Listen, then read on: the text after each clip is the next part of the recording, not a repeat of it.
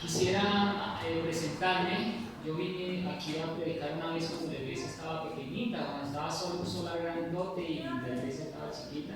No sé si algunos de los que me invitaron y que estaban entonces se acuerdan de mí. Si no, yo sí. Yo soy Juan Camilo Hernández. Les quiero contar que antes de presentarme, pues no sería nada si Cristo no hubiera hecho lo que hizo conmigo. Si Cristo estuviera, si yo no tuviera lo que Cristo hizo conmigo, no sería nada, no tendría nada, porque Cristo organizó definitivamente mi vida. Yo estudié teología, pero no soy ordenado, simplemente la estudié porque quería hacerla por hobby. Mi perfil es la docencia, soy maestro, llevo 11 años en el sector docente. Así que realmente lo que a mí me gusta es la investigación. Yo me especialicé en el idioma hebreo y en el idioma inglés, así que lo comento por si necesitan algunas clases con mucho gusto. Ahí estaré para ustedes en lo que necesiten. Bueno, creo que se escucha, no es necesario subirle, yo creo que me escuchan bien para que no se escuche tanto retorno. Sí, no es necesario subirle tanto al micrófono. Ahí me escuchan bien, ¿cierto? Bueno. Voy a invitarlos entonces para que inclinen su rostro. Vamos a orar, vamos a pedir la bendición de Dios. Amantísimo y eterno Dios, aquí estamos delante de vuestra presencia para que por favor nos bendigan, nos ayuden, nos fortalezcan. Amén. Espíritu Santo, aquí estamos. Queremos que seas tú el que habla, que seas tú el que nos redarguye. Desciende, Padre, sobre mí, desciende, Espíritu Santo, sobre mí, que las palabras que diga sean sencillas pero profundas y que duren para siempre. Amén. Lo pedimos en el nombre de Jesús. Amén. Amén. Antes de empezar, yo quisiera hacerles una invitación. Cuando oremos, hagamos oraciones inteligentes. Oremos de manera inteligente. El Espíritu de Profecía nos aconseja que nuestras oraciones deben ser inteligentes, deben tener un propósito, deben tener un hilo conductor, donde se le está pidiendo a los tres, porque es Dios en tres, y yo los invito también para que no le mandemos razones al Espíritu Santo. El Espíritu Santo es Dios y Él oye, Él ve, Él está presente, Él se mueve con poder. El Espíritu Santo está en medio de nosotros porque Cristo lo dejó antes de subir al cielo. Él dijo: os conviene que yo me vaya. ¿Qué mejor? ¿Cómo es posible que Cristo diga os conviene, les conviene? Como quien dice, ¿acaso Cristo, su presencia no es mejor o superior que la del Espíritu Santo?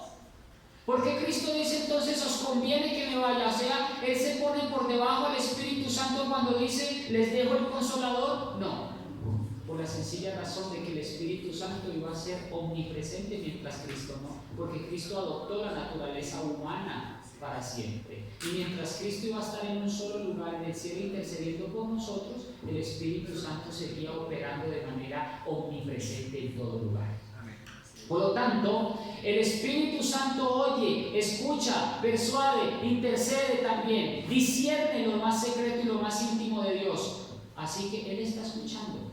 Y muchas veces nosotros es cuestión de educación y quiero invitarlos para que empiecen a pedirle al Espíritu Santo directamente.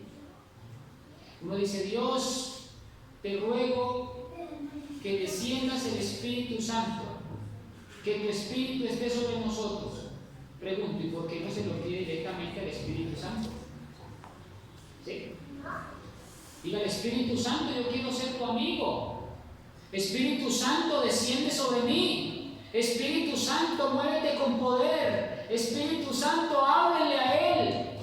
Él está allí rezagado y no nos ha dado su poder, no nos ha dado su potencia, no nos ha dado su discernimiento porque no lo hemos pedido a Él directamente. Entonces, en el amor del Señor los invito para que aprendamos a empezar a incluir y a vivir y a sentir el Espíritu Santo. Esa es la fe que se requiere del cristiano. Con decirles que es tan poderoso el Espíritu Santo que los apóstoles solamente cuando pasaron, cuando ustedes se acuerdan del hecho de que una persona enferma solamente tocó el pañuelo de un apóstol y se curó. Solamente pasaba la sombra y se curaban los enfermos. Porque ellos sabían que el Espíritu Santo tenía poder, ellos vivían el Espíritu Santo todos los días. Entonces, el Espíritu Santo quiere hacer muchas cosas. Vamos a empezar a pedirle a Él. ¿De acuerdo? Muy bien. Pero ese no es el tema. El tema es uno que tiene que ver con el versículo que leímos. Así que voy a invitarlos a que abran su palabra en Mateo capítulo 5, versículo 48.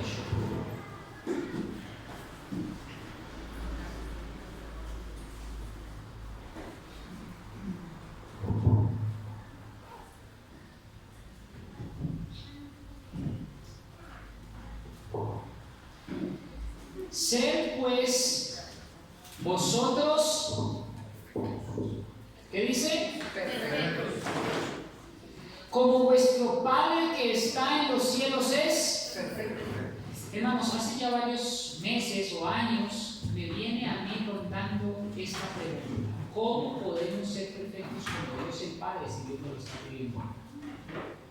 Y yo he venido estudiando el tema y yo digo, ¿cómo es posible que Dios nos pida algo así, con esta naturaleza, con estas condiciones, con estas circunstancias, en este país, en este lugar, en esta familia que me tocó, con este genio que me tocó? ¿Cómo hago yo para lograr la perfección que me está pidiendo aquí la palabra de Dios? Sed pues vosotros perfectos, no como cualquiera, no como Moisés, no como Daniel, como Dios el Padre. Yo les voy a preguntar, ¿ustedes creen que eso es posible? Sí. Dice aquí, sí. ¿Por qué tan reticentes? ¿Por qué tan dudosos? Porque es difícil, pero sí es posible. La pregunta es, ¿por qué lo vemos en una posibilidad y no en un hecho? Y la segunda pregunta es, ¿por qué aún no, o al menos muchos, no lo hemos logrado? ¿Por qué no estamos viendo en el más allá la perfección? ¿Por qué estamos viendo la perfección en el futuro? ¿Por qué estamos viendo la perfección en el futuro inmediato, en la probabilidad? Y no en el ya, y no en el ahora, y no en el inmediato. Y eso es lo que me he ido preguntando, digo, ¿cómo lograr esto? ¿Cómo se logra esto? Y he venido leyendo, investigando autores cristianos, sabios adventistas, sabios cristianos, incluido la sabiduría de Dios en su palabra y en el espíritu de profecía, y he encontrado respuestas muy interesantes, que es la que vamos a estudiar. Les voy a hacer una pregunta. Este ejercicio me ha funcionado, ojalá hoy en esta sea la excepción. Denme ejemplos bíblicos de personas que hayan logrado la perfección cristiana. La perfección. José, Job, Moisés, Elías, Enoc. Si estos hombres lo lograron, ¿por qué nosotros no?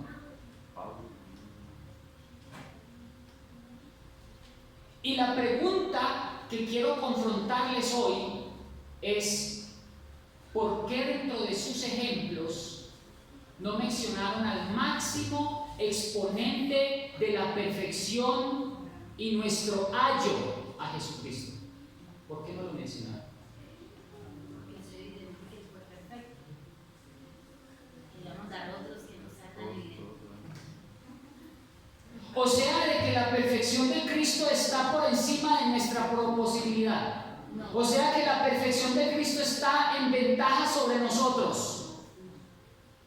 Y entonces, ¿por qué no mencionaron al perfecto ejemplo de Cristo? ¿Saben por qué? Porque todavía no estamos viendo a Cristo tangible. Porque todavía no estamos viendo al Cristo real.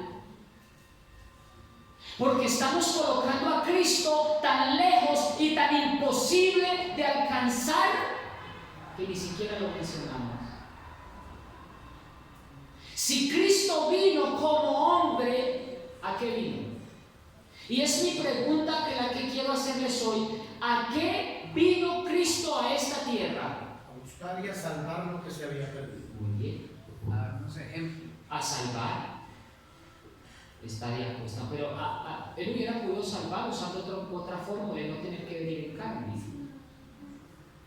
Él hubiera podido otorgarnos el perdón sin necesidad de haber venido. Es Dios, Alá en su trono y nosotros acá nos da su perdón y se acabó. Pero ¿por qué Cristo se hace carne? Ejemplo. ¿Ejemplo de qué? De cómo vivir. Cristo vino con dos propósitos, al menos. Uno, darnos la vida eterna que perdimos. Cristo vino a recuperar lo que Adán y Eva perdieron. Sí. Pero también Cristo vino a demostrar en carne de que el ser humano, ojo, el ser humano sí puede obedecer a Dios en carne. Pregunto, ¿Cristo vino inmediatamente Adán pecó? No, señor. Cristo vino con 4.000 años de pecado, con 4.000 años de herencia. Él no vino al otro día que Adán pecó. Vino con 4.000 años de diferencia. Herencia, tendencias, inclinaciones, tentaciones. Pregunto, ¿por qué Cristo vino a demostrarnos algo así? Para demostrar en su carne de que el hombre puede obedecer a Dios, que los ángeles no son los únicos que pueden obedecer a Dios. Pero cuando Satanás tienta a Adán y Eva y los hace pecar, en ese momento Satanás le dijo a Dios: ¿se ve? El hombre no puede guardar la ley de Dios. ¿Sí ve? El hombre no puede obedecer. ¿Se da cuenta? ¿Para qué creó usted una criatura que no le va a obedecer? Entonces Cristo dijo: esto no puede ser posible.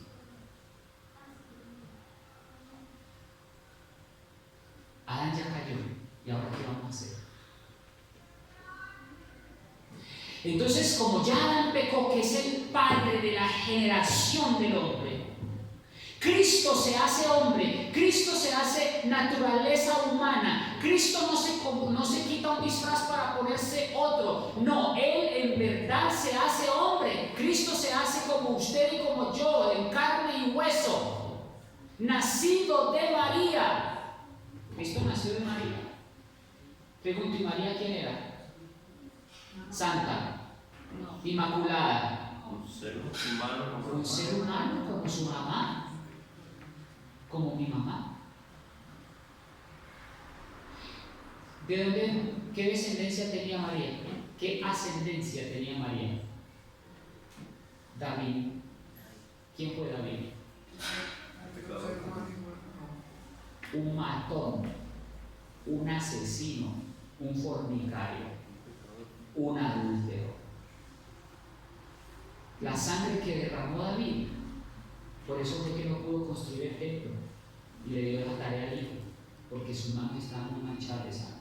Pregunto, ¿qué naturaleza, qué genética le heredaron sus padres a María?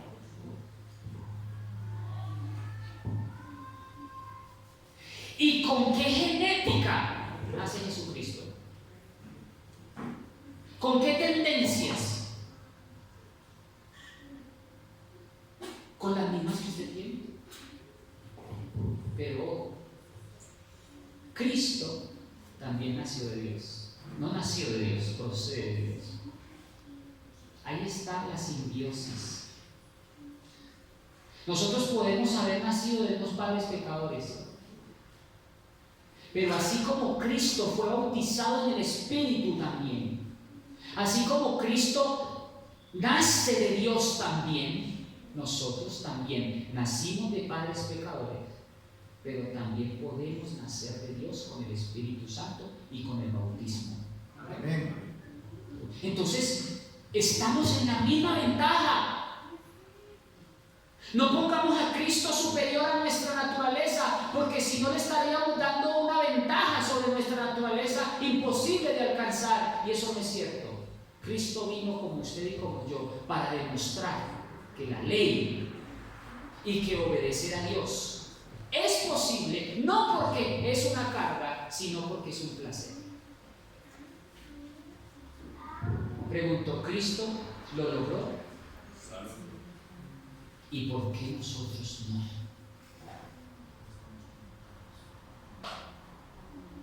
¿Por qué nosotros no?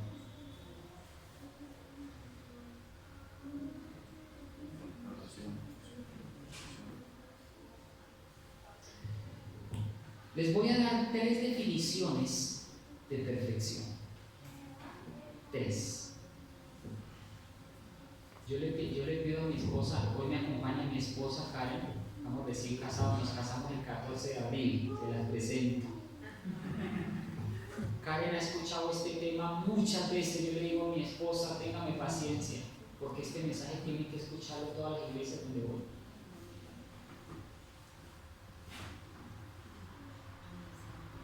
Y ella se sabe el tema de memoria, pero ustedes deben escuchar este tema. Les voy a dar 3 definiciones de perfección. 3. La primera, aquí Dios nos está diciendo que seamos perfectos, pero ¿cómo? Esa es la pregunta. La primera definición de perfección es la perfección absoluta. La perfección absoluta solo le pertenece a Dios.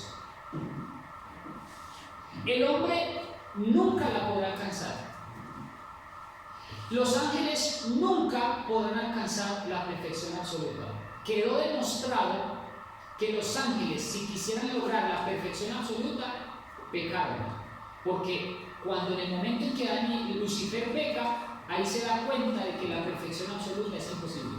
¿Estamos de acuerdo en ese punto? La perfección absoluta no la logre, ni la intente. ¿Saben qué pasa cuando usted intenta lograr la perfección absoluta? Se vuelve fanático, se vuelve extremista, se vuelve fastidioso, se vuelve un cristiano insoportable. Y hay muchos cristianos que se vuelven legalistas, que se vuelven a la letra, que se vuelven canzones, se vuelven fariseos, se vuelven rabinos con todas las letras, legalistas que apuntan y señalan con el dedo. Esos son los cristianos que quieren y están confundidos en que quieren lograr la perfección absoluta. Eso no lo van a lograr. Nunca. Ni los ángeles lo lograron, porque Lucifer pecó. La segunda definición de perfección es la perfección de nuestra naturaleza. Tampoco la vamos a lograr lograr en esta vida. Nuestras tendencias, nuestras pasiones bajas o altas, nuestras inclinaciones, nuestras propensiones a pecar no van a desaparecer ni siquiera en el hecho de su muerte. Solamente la naturaleza nuestra va a desaparecer cuando Cristo venga. Cristo vino a la tierra, venció el pecado en su naturaleza humana con 4000 años de pecado, con las mismas tendencias nuestras, con las mismas inclinaciones nuestras. Sin embargo, Él venció el pecado, pero no acabó con él. El pecado sigue. ¿Entiende el concepto? Cristo venció el pecado, pero no acabó ni lo exterminó en su victoria. Porque el pecado sigue hasta nosotros y hasta nuestros días hoy, ¿o no? Así es. Cristo sí lo va a acabar, pero no era su momento, ni era su función, ni era su misión cuando Cristo vino a la tierra por primera vez. La misión de Cristo cuando venga por segunda vez sí es exterminar, y dice la palabra de Dios que no quedará una partícula de pecado cuando Cristo venga por segunda vez. Solo entonces Cristo acabará, exterminará, no quedará una partícula de pecado en el ser humano cuando Cristo venga. Yo le pregunto, ¿cómo puede Cristo exterminar el pecado cuando Cristo venga si todavía está siendo acariciado por los cristianos en la segunda venida de Cristo? Para que Cristo pueda exterminar el pecado en la segunda venida de Cristo, primero el pecado tiene que ser exterminado en su vida antes de la venida de Cristo. De nada vale Cristo decir que se quite el pecado si todavía está siendo acariciado y amañado y usted no quiere dejarlo ir de su vida. Porque Cristo es respetuoso. Dios no lo obliga a usted a hacer lo que usted no quiere. Si usted está amañado con el pecado, si usted está contento con el pecado, si usted no lo extermina, ¿cuándo va a acabar el pecado? Nunca. El pecado tiene que ser exterminado antes de que Cristo venga de usted. Porque si no, ¿a qué viene a exterminar que si usted lo está anidando? ¿Cuántos entendieron el punto? ¿Está claro o no? Sí, por favor. Entonces, la naturaleza nuestra no va a desaparecer. Nuestras tendencias, por ejemplo, nuestro deseo. Ahora, el hecho, y escúchenme esto, mis amigos, el hecho de que nosotros tengamos deseos, el hecho de que nosotros tengamos tendencias e inclinaciones, eso no nos hace pecadores. Nosotros no podemos, sería injusto culpar a Dios por nuestras inclinaciones. Nosotros no tenemos por qué pagar la culpa de que por el acto de sentir pecado seamos pecadores. ¿Cuántos entendemos ese punto? O sea, no hay pecado en sentir pecado. No hay pecado en sentirnos inclinados al pecado. Pecado hay y existe cuando usted lo comete. Cuando comete la acción. Usted nunca va a ser culpable por el hecho de tener una naturaleza que nos inclina a. Usted se vuelve pecador es cuando usted tiene esa tentación. Por ejemplo, el hecho de que usted tenga la tentación de tomar alcohol, por ejemplo, o que tenga la tentación de fumarse un bazuco, o tenga la tentación de adulterar o de fornicar, tenga ese deseo, es que lo carcome, es que lo está ahí, es que lucha con usted. Usted ahí no está pecando. Eso hizo Cristo también. Cristo luchaba con su naturaleza. Él también luchó con su naturaleza. Él también era humano. Él también sintió la tentación porque Satanás lo tentaba. Pero el hecho de que si fuera tentado, el hecho de que nosotros seamos tentados no nos convierte en pecadores. Somos pecadores en el momento en que pecamos, cedemos. Entonces, la naturaleza nuestra tampoco será perfecta solo hasta la venida de Cristo. Y les digo una cosa, amigos,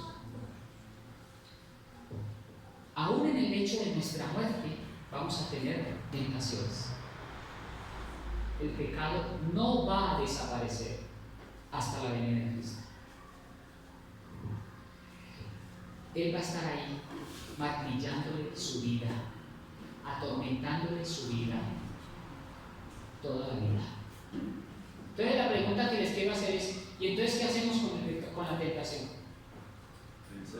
Si está ahí y nos va a acosar enfermos, sanos, aliviados, en el lecho de la muerte, en las buenas y en las malas, si está ahí en el oído y va a estar ahí hasta cuando Cristo venga, ¿qué vamos a hacer con este problemita? ¿Qué vamos a hacer con este fastidio? ¿Saben qué nos toca? Que mi esposa me corrigió, pero quiero decirlo para que lo entiendan. Aprender a convivir con él.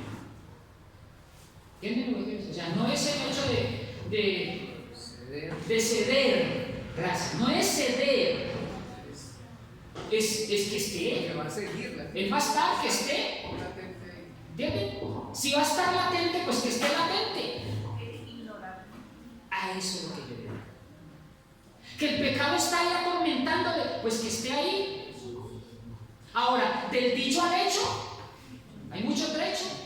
Una cosa es que esté ahí, una cosa es que usted conviva con él, es decir, no convivir en el sentido de acariciarlo ni de permitirlo. ¿Entienden lo que quiero decir? No tengo la palabra filosófica para decirla. Es aprenda o acostúmbrese, pues, de que el pecado está ahí. Ahí va a estar. ¿Dónde está entonces? ¿Dónde está entonces la victoria? Y aquí es donde viene la tercera definición de pecado, que es la definición de perfección cristiana posible, alcanzable, que todos la podemos lograr como Cristo la logró, exactamente como Cristo la logró. La perfección del carácter. La perfección del carácter. La perfección del carácter está ligada a las decisiones que tomamos todos los días cuando la tentación nos acecha. Hoy somos por las decisiones que tomamos ayer y mañana seremos por las decisiones que tomemos hoy. ¿Te la aprendieron? Hoy somos el producto de las decisiones que tomamos ayer. En cambio, mañana seremos por las decisiones que tomemos hoy. Les voy a dar la definición que hace el doctor Pri, un sabio adventista. Se escribe Denise Priebe. De ahí saqué Pi de más. Tentación es, memorícenselo, la capacidad voluntaria, el pecado, la definición de pecado, gracias, me corriges. El pecado, la definición de pecado. A veces uno entiende la definición de manera muy técnica, es transgresión de la ley, bueno, sí. Pero vamos a definirlo mejor, dice el doctor Pico. Pecado es la capacidad voluntaria que tiene el ser humano de decidir si peca o no. Tremendo. ¿Qué es pecado? Capacidad voluntaria del ser humano. Por más tentación que usted tenga, Por más que el diablo se le presente en bikini o en minifalda, por más que el diablo se le presente en un olor muy sabroso al bazuco o a la marihuana, por más que la tentación esté allí latente en una mujer que usted quiera fornicar, pecar, adulterar, lo que quiera, por más que el pecado esté allí a la puerta tocando y aún en el lecho de su muerte, no existe un poder infernal que lo exija, que le exija o lo obligue a decir sí o no, o a pecar. Resistir la tentación es la clave. Saber decir sí y saber decir no es la clave. Claro. ¿Qué pasó con Lucifer y Adán y Eva? Pregunto, ¿Adán y Eva, Satanás obligó a Eva a que comiera la fruta? No. La perrolló. No. Y la enrolló así como las serpientes enrollan y asfixian a la víctima con esos músculos tan poderosos que tiene la serpiente, y cogió a Eva y la enroscó y le dijo: ¿te comes esto? Así le dijo. La persuadió. Hermanos, la tentación viene es por el oír. La tentación viene es por el oír. La tentación viene es por el ver. La tentación viene es por el tocar. Si Eva le dice la verdad acerca de los ángeles, que Lucifer primero persuadió, aduló a Eva un ratico. Yo me imagino a Lucifer ahí diciéndole: Eva, ¿cómo estás de hermosa? ¡Qué bizcocho! Yo me imagino a Lucifer diciéndole cosas que les encanta a la mujer escuchar. Eva, Dios te hizo. ¡Qué belleza! Yo no había visto. Yo sí he visto a Gabriel. Yo sí he visto a querubines con alas maravillosas y volando, pero a ti, esto es una belleza. Yo no había visto algo igual. Entonces, Eva, ¿qué hizo? ¿Te parece a Lucifer? ¿Qué te parece? Y luego, Lucifer le dice: oye, mira esta fruta, ¿qué tiene de malo? Ahí está la tentación. Si Eva hubiera tapado sus ojos, cerrado sus oídos y hubiera salido corriendo, pregunto, ¿qué hubiera hecho Satanás? Nada. Capacidad voluntaria que tiene el ser humano para decidir si peca o no. ¿Cuál fue la voluntad de Eva? ¿Pecar o no pecar? Pecó. ¿Cuál fue la victoria de Cristo sobre el pecado? Él no se dio. Cristo supo decir sí cuando tocaba y supo decir no cuando tocaba. ¿Saben qué es lo que pasa con ustedes y conmigo, hermanos? Que estamos acariciando el pecado. Estamos amañando. Con decirles, a veces ni siquiera el diablo nos tienta. Nosotros nos tentamos a nosotros mismos.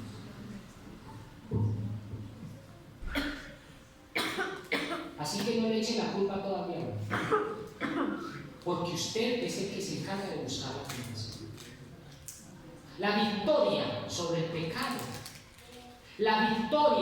pecado, es posible, porque Cristo me dice que la perfección que Él me está pidiendo no es una perfección imposible de alcanzar, no, es la perfección que Cristo logró también, es la perfección que Enoc, Elías, Moisés, Pablo, estos hombres también lo lograron, porque supieron entrenar su voluntad,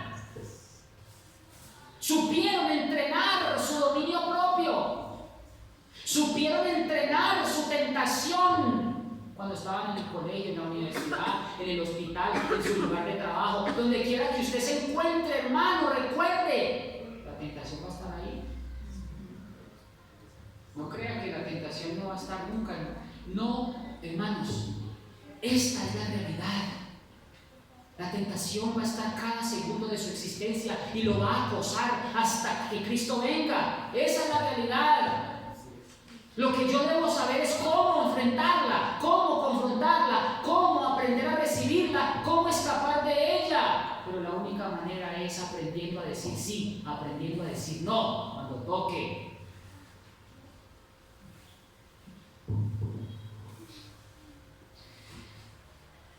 Imagínense a Cristo siendo Superman. Vamos a poner esta moraleja así.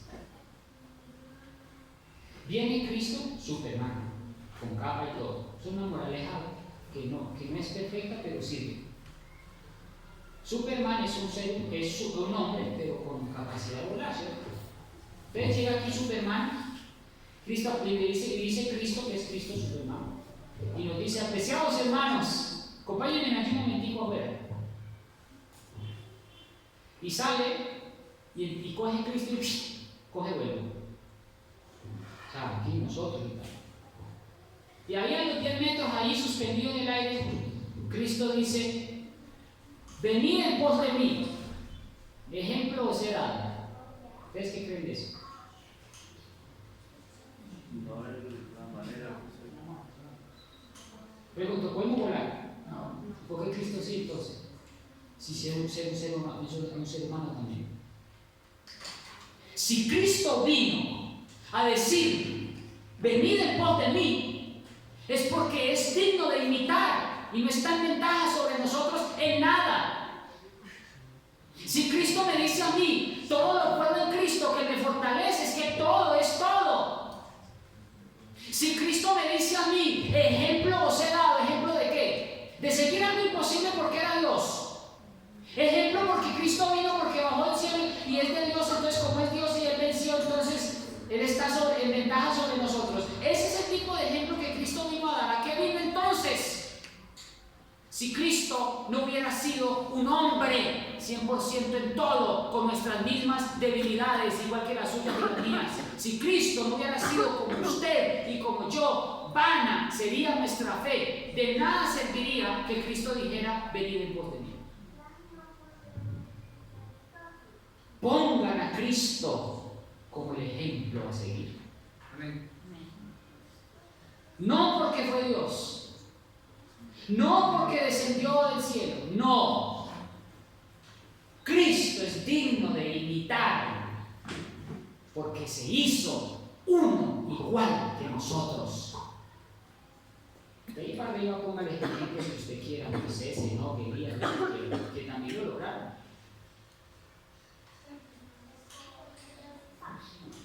Pregunta: ¿cuál es nuestra parte entonces?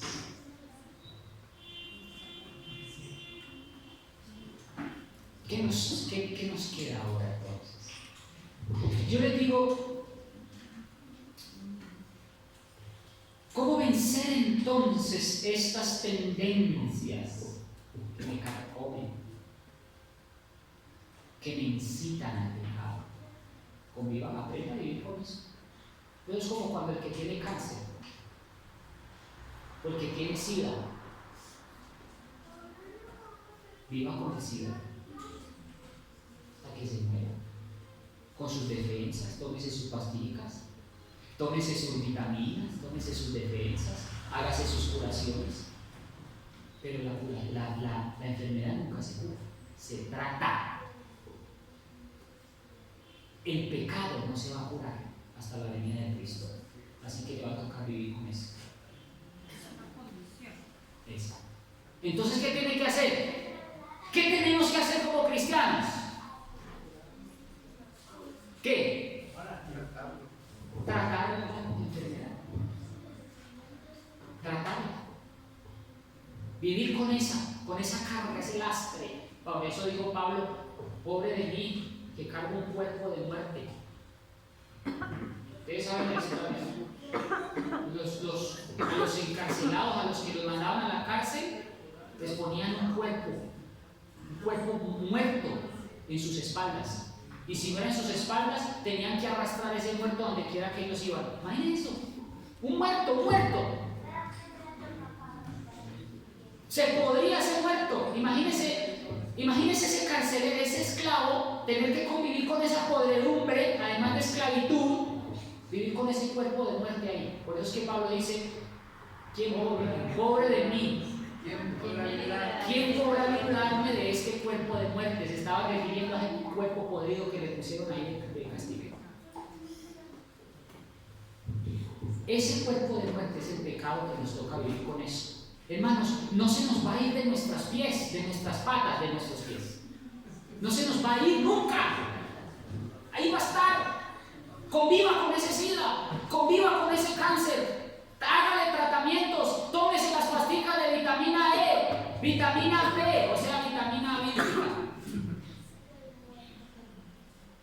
Viva con las dosis de vitamina O.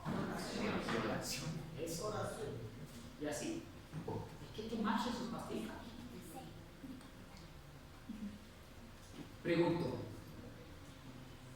¿cómo sería un cristiano que aprendiera a decir sí cuando toca y no cuando toca? Perfecto. Que llegó la tentación. Y dice la palabra de Dios que la tentación es como una ramera o una prostituta, una vagabunda que está en la puerta de la esquina, en la puerta de la cama, de la puerta, no sé si lo han leído. ¿Sí lo han leído? Que la tentación es como una prostituta que está a la puerta llamándonos con sensualidad, tentándonos. Así es la tentación, así de fuerte. Pero como decía un pastor que se lo aprendí de mi suegro, nunca se me va a olvidar, nunca. Que si esto les ayuda, les va a ayudar para mí. A mí también me ayudó. La tentación puede estar ahí en la puerta. Pero si usted cierra sus ojos, cierra sus oídos, no toque y siga derecho, usted es perfecto, ¿no? Se está logrando niveles de dominio propio increíbles. Está logrando niveles de voluntad increíbles. Está entrenando. No la está atrofiando, ni está entumecida, no. La está entrenando. Así como se entrenan los músculos, así como se entrena todo, hay que entrenar la voluntad. La voluntad se entrena en la casa. La voluntad se entrena en el colegio, en el lugar donde estás trabajando, con tus amigos. La voluntad se está entrenando todo el tiempo. Que cuando llegue la tentación y tú digas no, pregunto, ¿estás escalando o estás retrocediendo? Claro, estás escalando. Cuando menos piensas, tienes la voluntad de hierro, la voluntad de acero, de tomar las mejores decisiones. No lo voy a hacer. Así se me desplomen los cielos. Con razón dijo Cristo: si tienes que cortarte la mano, córtesela, mi querido. Si tienes que sacarse los ojos, sáquese. Es mejor entrar tuerto al cielo que todo el cuerpo perdido. Tremendo. Yo prefiero entrar manco, mocho, mueco, sin dientes o sin oídos, sin ojos, lo que quiera, pero que entre. Tremendo. Eso dije. Pero dile que usted entre todo, sin un ojo, con todo el cuerpo perdido. Tremendo, ¿no? Aquí viene la moraleja. Le preguntaron a un pastor muy sabio, nuestros sabios adventistas: pastor, ¿qué pasa si yo voy caminando y me encuentro con una mujer de frente, con minifalda, sin brasieres, transparente, voluptuosa, muy bonita, como las que suelen haber en esta ciudad? ¿Qué hago, pastor? Ya pequé. El pastor muy sabio le dice: mi querido amigo, cuando usted vea venir la tentación, su primera mirada no le pertenece, pero la segunda sí. ¿Entendieron? ¿Entendieron el principio? ¿Usted la vio? Fue inevitable. Fue inevitable. Sí, claro. ¿Sí o no? Sí, porque que venía de frente. Recuerde, usted ahí no es culpable. Usted no es culpable. Es culpable si se queda mirando. Es una moraleja muy sencilla, pero muy tremenda. La primera mirada no le pertenece, pero la segunda sí.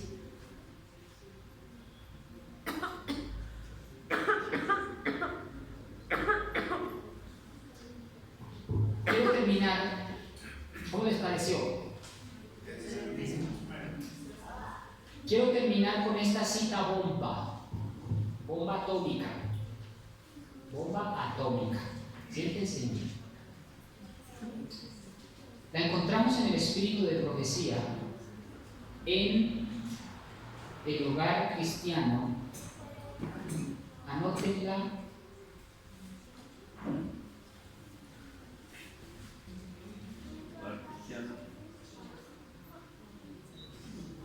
Página 12, párrafo 3. Hogar cristiano, página 12, párrafo 3. Dice, con eso termino. Ahora bien lo digo. Si queréis ser santos en el cielo, debéis ser santos primero en la tierra.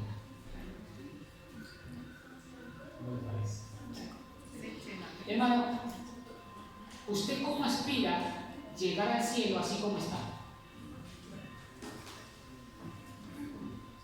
¿Le va a ser aburrido? ¿Usted cómo aspira llegar a un lugar donde nunca va a haber una mujer en minifalda?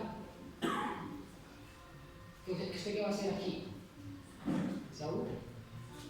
¿Usted qué va a hacer en un lugar donde no va a haber trago ni en la esquina? ¿Usted qué va a hacer? ¿Usted qué va a hacer si no va a encontrar bazuco en el cielo? ¿Usted qué va a hacer? Se aburre. Va a ser un lugar, va a ser un lugar insoportable. Esa es la Biblia. Pero, dice la Biblia aquí, el Espíritu profecía, si queréis ser santos en el cielo, debéis primero ser santos en la tierra.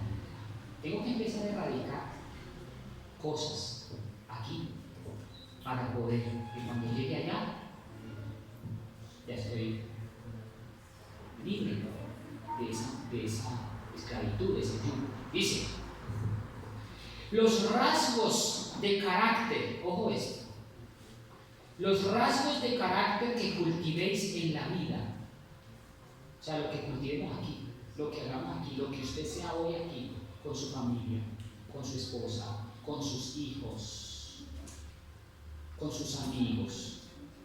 ¿Cómo es usted como padre?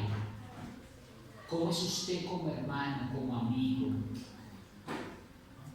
¿Cómo es usted con el prójimo? ¿Usted lo roba? ¿Usted lo oprime? ¿Usted es deshonesto? ¿Usted no es una persona leal, correcta? Como usted se esté formando aquí, los rasgos de carácter que cultives en esta vida, ojo a esto, no serán cambiados por la muerte y tampoco serán cambiados por la resurrección.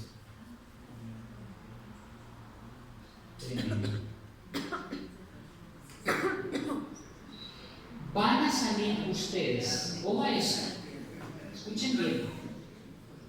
Ustedes van a salir de la tumba cuando resuciten con la misma disposición que manifestasteis en vuestro hogar y en la sociedad. Así que no sueñe, hermano, que es en la venida de Cristo que usted se le va a cambiar el carácter. Se transforma en una No, vida. usted debe empezar en este campo de entrenamiento. ¿Saben por qué? Porque justamente ahí está la victoria. El que venciere. ¿El que venciere de qué? Si Cristo me va a cambiar el carácter es cuando Cristo venga. No, Señor. Entonces, ¿qué venció? Nada. Entonces me echo a la locha. Como Cristo me va a cambiar cuando Cristo venga, entonces, ¿qué voy a hacer en esta tierra? Hacer lo mismo que los mundanos. Hacer lo mismo que hace la gente en la calle. No, Señor. Nosotros somos un real sacerdocio, una nación santa, un pueblo adquirido por Dios. Es en esta tierra donde debemos alcanzar esa perfección. Y dice así, con esta frasecita termina el párrafo y dice, Jesús no cambiará nuestro carácter al venir. La obra de transformación debe hacerse ahora. Nuestra vida diaria determina nuestro destino en el cielo. Amén. Hermanos, voy a hacer un llamado. ¿Qué decisiones toma usted cuando le dan al genio? ¿Qué decisiones toma usted cuando discute con su mujer? ¿Qué decisiones toma usted cuando tiene, dice también, cada uno de nosotros tenemos un pecado que nos atormenta? ¿Usted sabe cuál es? Cada ser humano tiene uno. ¿Usted qué va a hacer con esa tentación que lo va a perturbar toda la vida? ¿Qué decisión le va a tomar?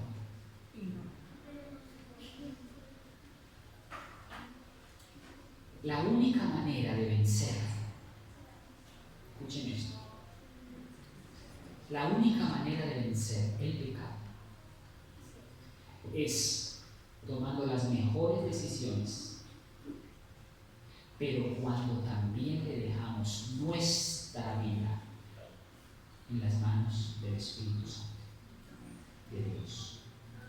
Solos no vamos a poder,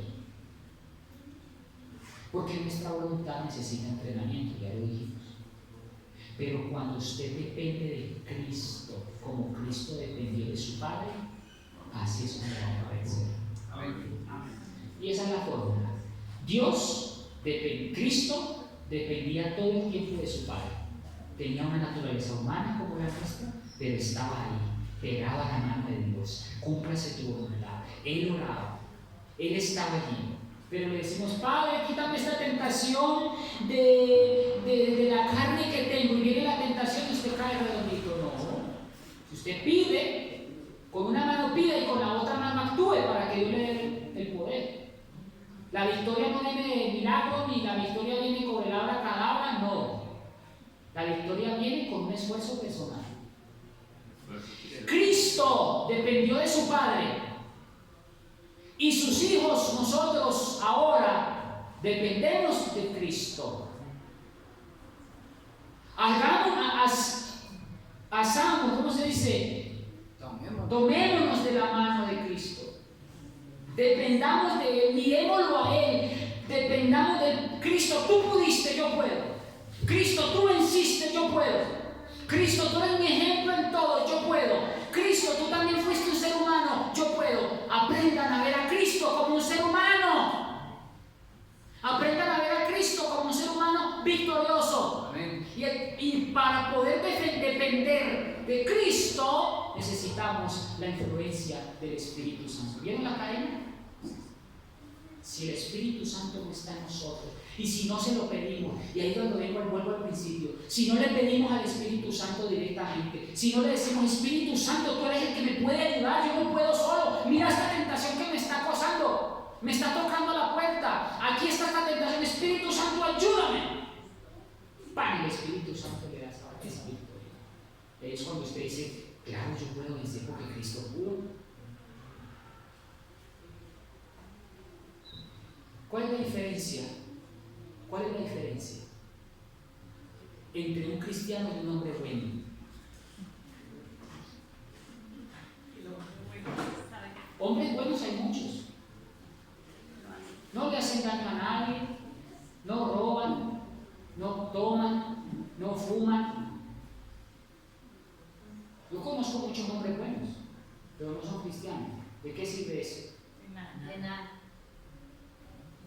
La diferencia entre un cristiano y un hombre bueno es que el cristiano tiene su mente en la vida eterna, en el más allá, en la victoria que Dios nos está guardando. Y termino diciendo, no se turbe vuestro corazón. Crean en Dios, crean también en mí. En la casa de mi Padre muchas moradas hay.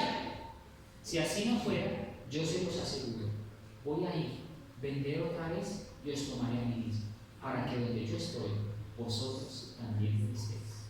El hombre bueno será hombre bueno, pero de esta vida no pasará. El hombre bueno con Cristo es bueno, pero sí pasaremos de esta vida. Amén. Que Dios, el Santo de Israel, los bendiga. Amén. ¿Cuántos quieren tomar una decisión por Cristo? Y van a decir, yo hoy soy capaz de decir no a la tentación. ¿Cuántos quieren decir eso? Amén. Vamos a colocarnos en orden de pie.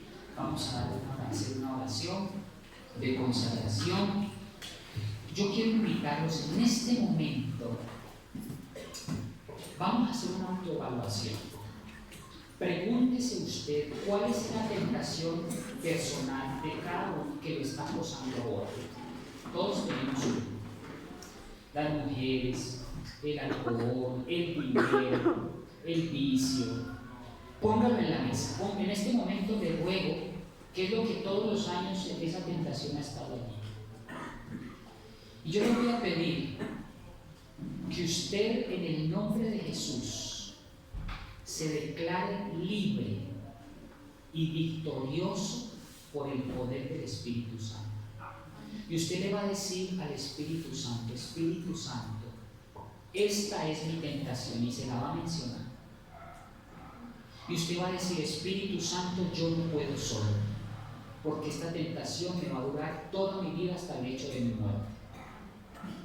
Pero en Cristo Jesús, porque Cristo pudo, me declaro victorioso y libre. Y hoy decido vencer la tentación con tu poder. Hoy decido decir no más. Yo lo voy a invitar para que usted no acaricie más ese pecado. No lo acaricie más, por favor.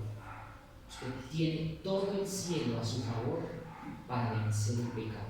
Amén. La palabra de Dios dice que donde abundó el pecado, sobreabundó la gracia.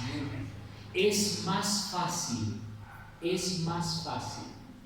salvarse que perderse, porque todo el cielo está volcado en su favor. Por eso yo le voy a decir en este momento, quite todo lo que impide ser perfecto. Ponga su carácter, ponga su mal genio. Tome las mejores decisiones en este momento para ser mejor padre. Primero tuvo hijos, primero tuvo familia, que extraños. No olvide a su familia, no olvide a sus hijos, no olvide a sus hijos por el trabajo, no olvide a sus hijos por el dinero. Si usted es una persona malgeniada, decida hoy no ser más malgeniado. Si usted es una persona que maltrata a su esposa, a su esposo, hoy no va a ser más.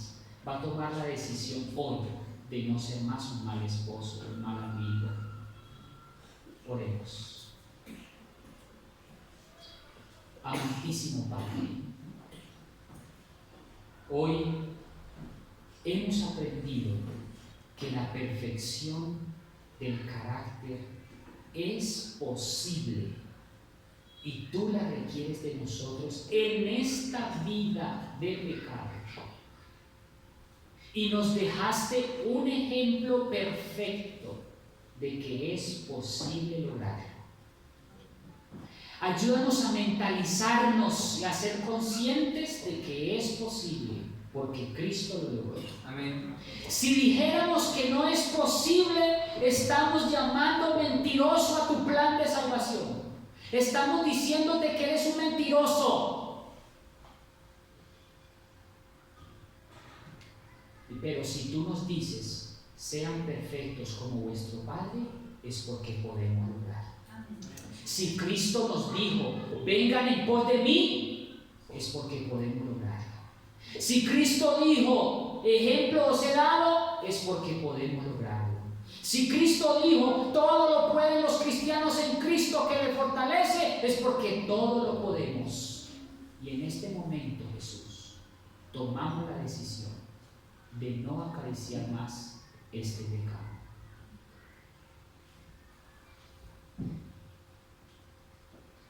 Gracias, Señor, por respondernos. Espíritu Santo, no te vayas de nuestro corazón. Amén. Espíritu Santo, muévete como te moviste en la creación. Muévete a sí mismo en nuestros corazones. Recrea en nuestros corazones el deseo de seguirte y obedecerte hasta el fin de nuestras vidas. Hoy tomaremos las mejores decisiones por Cristo. Lo pedimos en el nombre preciosísimo de nuestro Señor Jesucristo. Amén. Amén. Amén. Amén.